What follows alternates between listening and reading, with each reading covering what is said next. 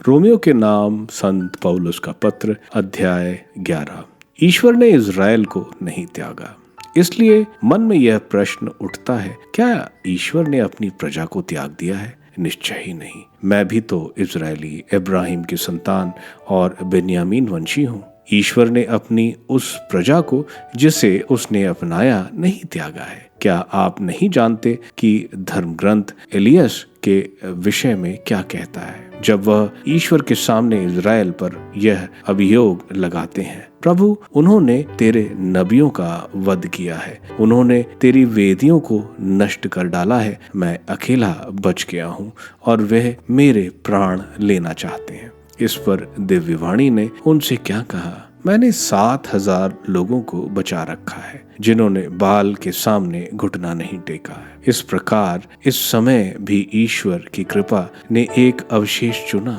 यदि यह चुनाव कृपा द्वारा हुआ तो यह कर्मकांड के बल पर नहीं हुआ, नहीं तो कृपा नहीं रह जाती। तो इसका निष्कर्ष क्या है? इज़राइल जिस बात की खोज में था उसे नहीं पा सका, किंतु चुने हुए लोगों ने उसे पा लिया और शेष लोगों का हृदय कठोर बन गया। जैसा कि धर्म ग्रंथ में लिखा है, ईश्वर ने उनकी बुद्धि को जड़ बना दिया है। उसने उन्हें ऐसी आंखें दे दी जो देखती नहीं और ऐसे कान जो सुनते नहीं, और उनकी यह दशा आज तक बनी हुई है। और दाऊद कहते हैं, उनका भोजन उनके लिए फंदा और जाल बने, वह उनके लिए पतन और दंड का कारण हो। उनकी आंखें धुंधली पड़ जाएं जिससे वह देख ना सके। तू उनकी कमर सदा झुकाए रख। गैर यहूदी घमंड न करे। इसलिए मन में यह प्रश्न उठता है, क्या वे अपराध के कारण सदा के लिए पतित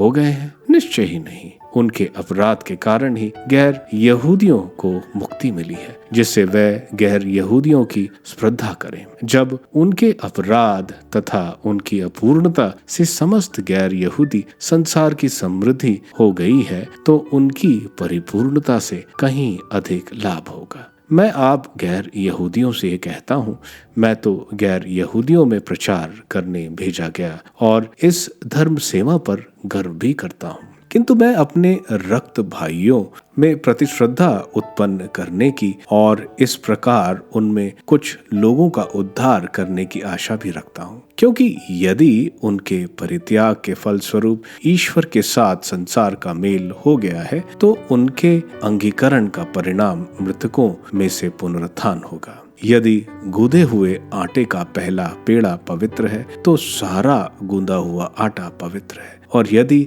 जड़ पवित्र है तो डालियां भी पवित्र हैं। यदि कुछ डालियां तोड़कर अलग कर दी गई हैं और आप जो जंगली जैतून हैं उनकी जगह पर कलम लगाए गए और जैतून के रस के भागीदार बने, तो आप अपने को डालियों से बढ़कर ना समझें। यदि आप गर्व करना चाहते हैं तो याद रखें कि आप जड़ को नहीं संभालते, बल्कि जड़ आपको संभालती है। आप कहेंगे, डालियां इसलिए काट कर अलग कर दी जाए कि मुझे कलम लगाया जाए। ठीक है, मैं अविश्वास के कारण काट कर अलग कर दिए गए और आप विश्वास के बल पर अपने स्थान पर बने हुए हैं। आप घमंड ना करें, बल्कि सावधान रहें। यदि ईश्वर ने मूल डालियों पर दया नहीं की, तो वह आप पर भी दया नहीं करेगा। ईश्वर की दयालुता और कठोरता दोनों पर विचार करें। पतित लोगों के प्रति उसकी कठोरता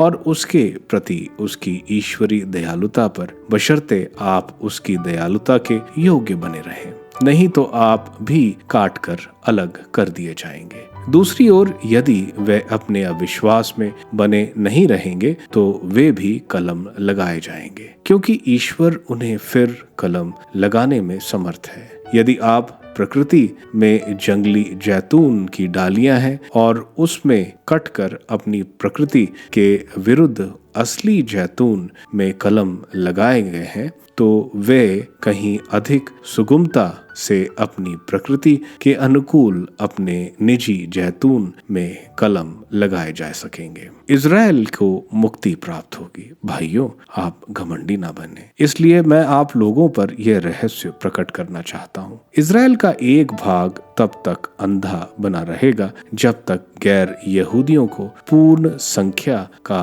प्रवेश न हो जाए। ऐसा हो जाने पर समस्त इज़राइल को मुक्ति प्राप्त होगी। जैसा कि लिखा है, सिय्योन में मुक्तिदाता उत्पन्न होगा और वह याकूब से अधर्म को दूर कर देगा। जब मैं उनके पाप हर लूंगा तो यह उनके लिए मेरा विधान होगा। सुसमाचार के विचार से वे तो आप लोगों के कारण ईश्वर के शत्रु हैं, किंतु चुनी हुई प्रजा के विचार से वे पूर्वजों के कारण ईश्वर के कृपा पात्र हैं, क्योंकि ईश्वर ना तो अपने वरदान वापस लेता और ना अपना बुलावा रद्द करता है। जिस तरह आप लोग पहले ईश्वर की अवज्ञा करते थे और अब जबकि वे अवज्ञा करते हैं, आप ईश्वर के कृपा पात्र बन गए हैं, उसी तरह अब जबकि आप ईश्वर के कृपा पात्र बन गए हैं, वे ईश्वर की अवज्ञा करते हैं, किंतु बाद में वे भी दया प्राप्त करेंगे। ईश्वर ने सबकी अवज्ञा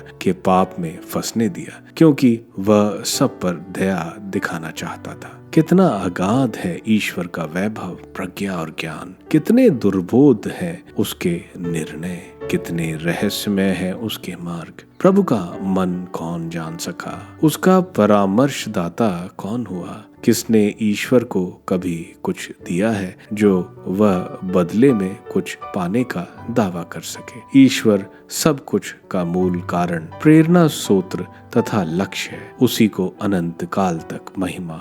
आमेन।